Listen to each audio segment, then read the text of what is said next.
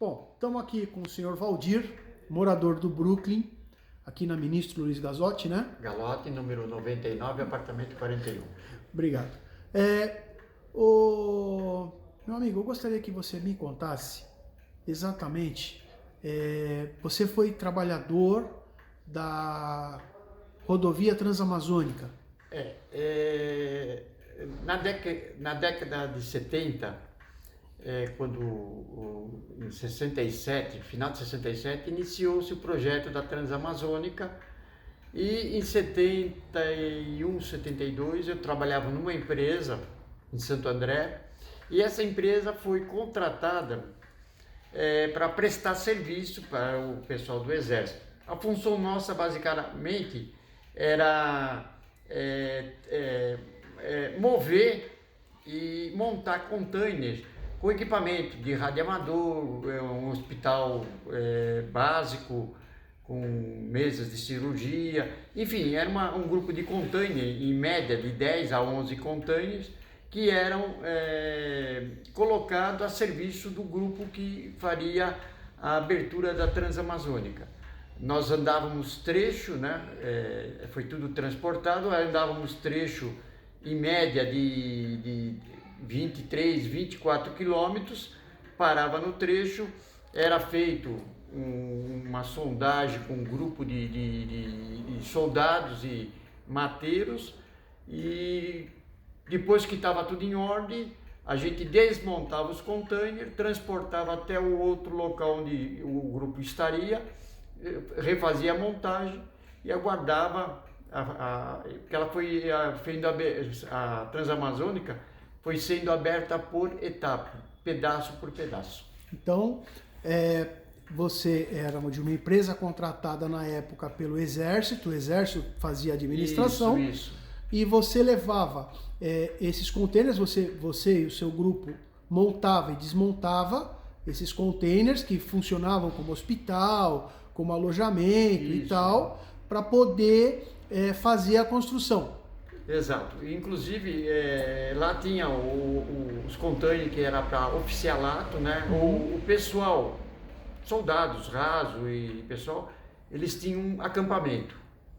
Mas para oficialato, eles tinham, por exemplo, um dormitório só para oficiais. Era feito tudo preparado nos containers. E a nossa função era montar e desmontar isso daí. Tá, e você me falou que era muito comum as pessoas desaparecerem lá e falarem que desertou. Como era um período e lá a gente tinha somente o período das chuvas, e a gente não tinha meios de comunicação, não é como hoje que tem o celular, tem uma internet, não tinha. Toda a comunicação era feita por rádio. E era uma vida dura, porque a gente não tinha mordomia, vivia no mato. Então era periódico, a gente ficava em média 40, 45 dias, vinha embora, ia outra equipe e a gente voltava. E assim como nós, os soldados do Exército, só que eles ficavam 3 meses, cumpriam 3 meses, depois de 3 meses eles era dado baixo ali naquele coisa, eles voltavam para a cidade. Tinha gente de Minas, gente da Bahia, do Ceará, de São Paulo, e era feito assim.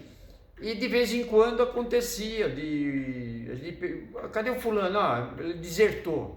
Então houve uma série segundo os oficiais, deserção.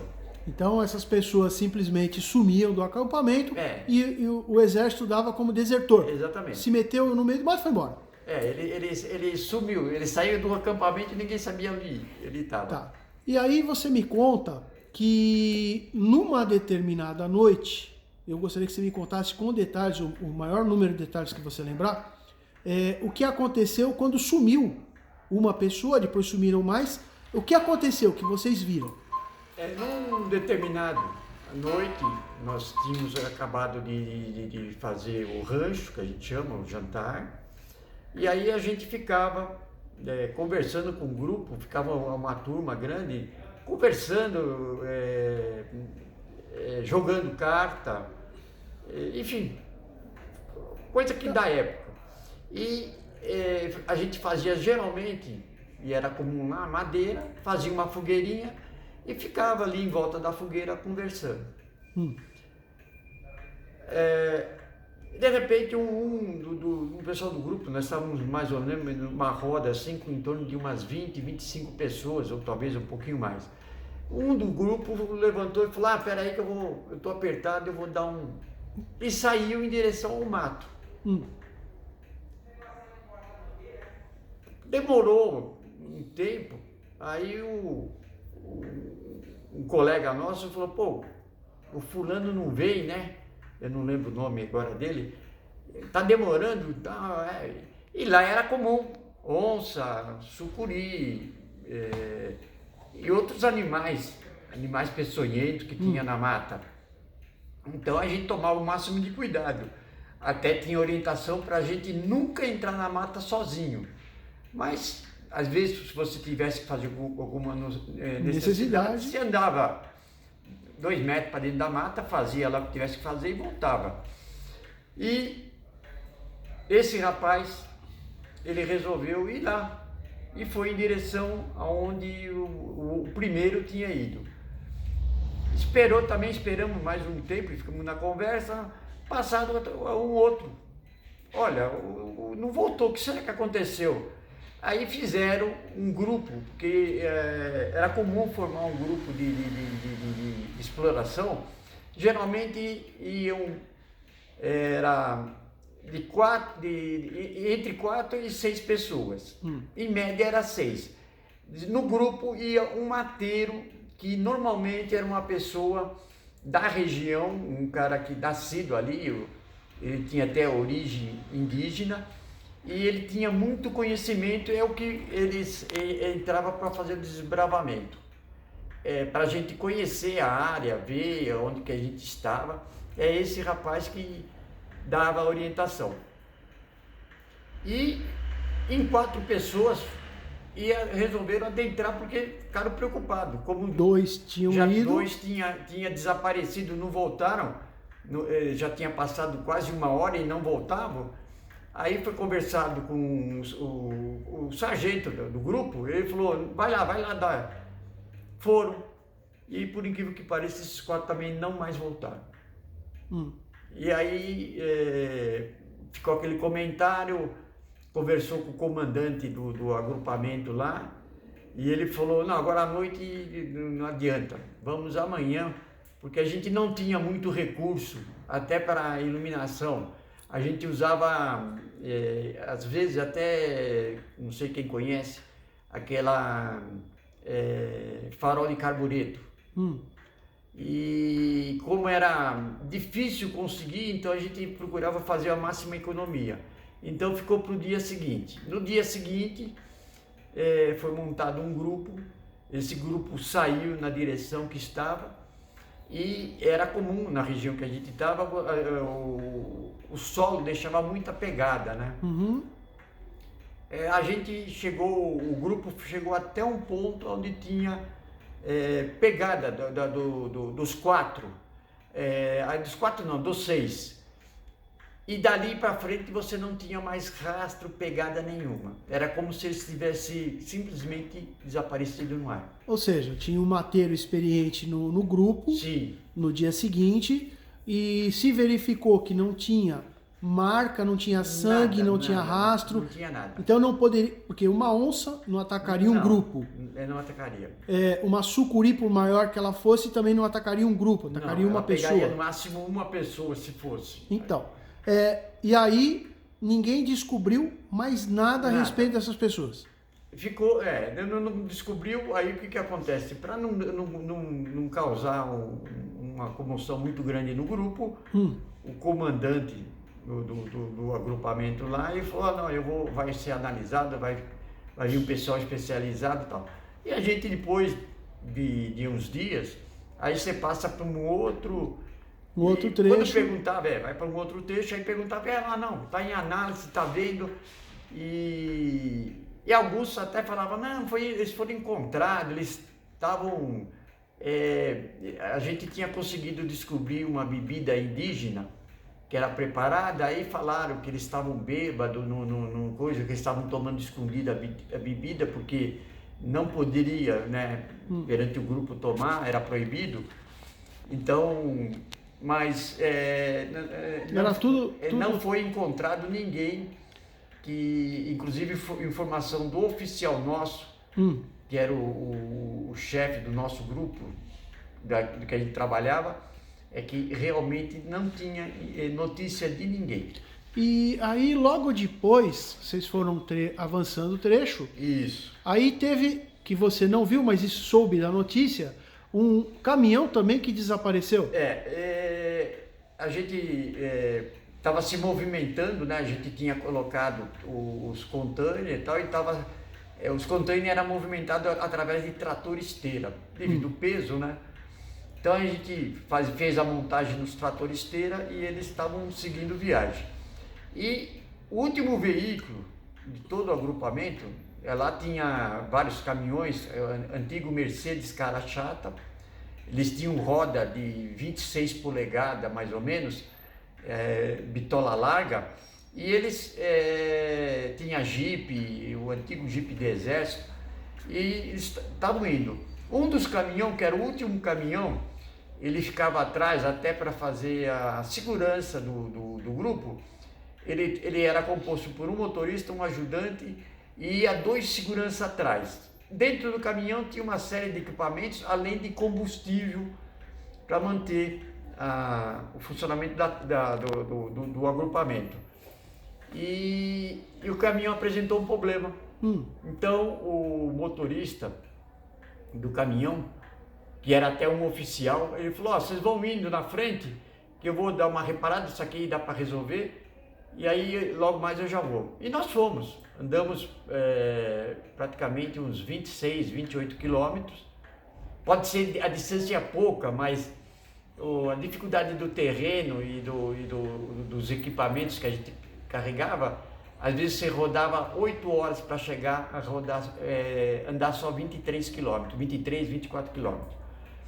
Nós chegamos e depois de esperado um período, sei lá, de 2 horas, 3 horas, começou a sair o comentário: o caminhão a gente chamava caminhão de apoio, ou caminhão de guarda, não veio. Aí o comandante mandou pegar um Jeep com 4 oficiais e foram para ver o que estava acontecendo. Simplesmente o caminhão tinha desaparecido.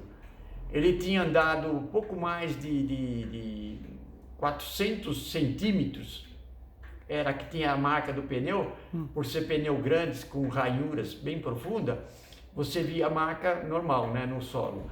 E eles viram que ele tinha andado apenas 40 centímetros, 50 centímetros, e depois simplesmente ele sumiu, não tinha mais, nunca mais foi visto esse caminhão. Não tinha marca que ele manobrou, nada. Nem o caminhão, nem o pessoal que estava. Nossa, interessante. Quer dizer, então, você viu, você vivenciou isso. O caminhão eu não vi, porque não pertencia ao meu grupo, eu não tinha essa autonomia de ir lá ver, né? A gente só escutava um comentário. Agora, a primeira ocorrência que foi o pessoal, esse sim, nós estávamos numa roda, em torno de 20, 25 pessoas, quando o rapaz falou: olha, eu vou até lá, vou fazer ainda ele falou claramente: eu vou fazer um xixi e já volto. Tá. E não voltou. E aí, só para finalizar, você fala que vocês viam, né, luzes. Sim. Luzes, às vezes no chão, às vezes no topo de árvores. Sim, era comum. Era comum. Aí vocês perguntaram o que seria aquelas luzes estranhas que apareciam do nada. E quem foi? Como é que foi o negócio? Nós tínhamos capelões, né? Que são, além de capelões, os missionários, que justamente fazia o contato quando a gente encontrava tribos de índio, habitantes indígenas, né? Então era eles que faziam os primeiros contatos. E quando começou a ocorrer esse fenômeno de ver essas chamas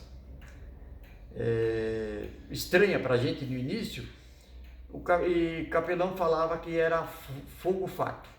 Fogo fato. Fogo fato. Só que depois a gente vai lembrando e vai pesquisando, e a gente ficou sabendo que havia o fogo fato ou o fogo de São Telmo, só que ele dá no solo, são gases, só que nós vimos em árvores com 50, 60 metros de altura, e a gente viu esses fogos fato. Você fala para mim que uma delas que te chamou a atenção, ela estava no alto da árvore, ela tinha quanto de medida? Ela foi um dos eventos mais impressionante, porque era grande, ela tinha, assim, ela estava no alto de uma árvore, ela devia ter uma dimensão, do ponto que a gente estava, em torno de uns 2 metros, 2,5 metros, ela tinha um centro, uma luz azul muito intenso, e a volta dela, assim, a base dela e até metade do contorno era um amarelo, amarelo puxando por ouro, e quando ele para cima assim era uma luz muito branca. E pesquisando até ela hoje, né, ela não tinha nada que era característica com o fogo fato. São coloração totalmente diferente. Sim, sim. Bom, Valdir. Mas ela sumia e do mesmo jeito que ela aparecia, ela desaparecia. Muito obrigado. Eu vou agradecer o meu amigo Valdir pela entrevista interessante, porque mostra que existem sim fatos inexplicáveis que aconteceram na floresta amazônica, pessoas que sumiram do nada, sem deixar rastro, na frente de várias testemunhas. O Valdir era uma delas. Muito obrigado, Valdir.